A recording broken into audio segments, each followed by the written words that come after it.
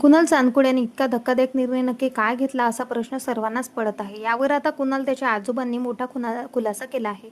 कुणालने खवड्या डोंगरावर जाण्याचा निर्णय का घेतला हे त्याच्या आजोबांनी आपल्याला सांगितले आहे. अभ्यासात हुशार, अत्यंत शांत आणि मित्रांमध्ये मिळून मिसळून राहणारा कुणाल चांदकुडे याने खवड्या डोंगरावरून उडी मारली. त्याला वाचवण्यासाठी गेलेले त्याचे वडीलही डोंगरावरून खाली पडले.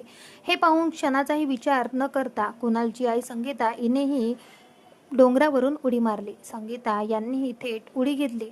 ही सर्व घटना सीसीटीव्ही कॅमेऱ्यात कैद झालेली आहे. ज्यानंतर एकच खळबळ उडाली. 19 वर्षीय कुणाल अभ्यासात अत्यंत हुशार.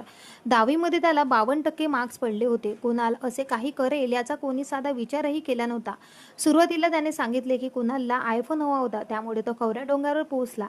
यावरून त्याच्यात आणि त्याच्या वडिलांमध्ये वाद झाले. कुणाल याला वाचवण्याचा प्रयत्न तिथे उपस्थित प्रत्येक व्यक्तीने केला, मात्र या प्रयत्नांना यश मिळाले नाही. एका कुटुंबातील 3 सदस्य गेल्याने सर्वजण हळहळताना दिसले. सुरुवातीला कुणालने हा निर्णय घेण्याचे कारण आयफोन सांगितले गेले, पण सत्य ते नाहीच. कुणालने हा निर्णय नक्की का घेतला हे चक्क कुणालच्या आजोबांनी आता आपल्याला सांगितले आहे. कुणालचा एक हट्ट होता. तो हट्ट पूर्ण करण्यासाठी तो जिथे पोहोचला होता, पण तो हट्ट आणि जिद्द आयफोन नक्कीच नव्हता.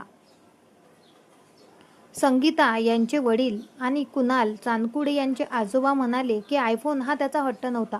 आई वडिलांनी एकत्र यावे हा त्याचा हट्ट होता. माझा पप्पा माझ्याकडेच यावा ही त्याची भावना होती, म्हणून तो तिथे थांबला होता. फक्त गेल्या 2 ते 3 दिवसापासून त्याचा बाप त्याच्या आत्याने त्याच्यापासून दूर नेला होता.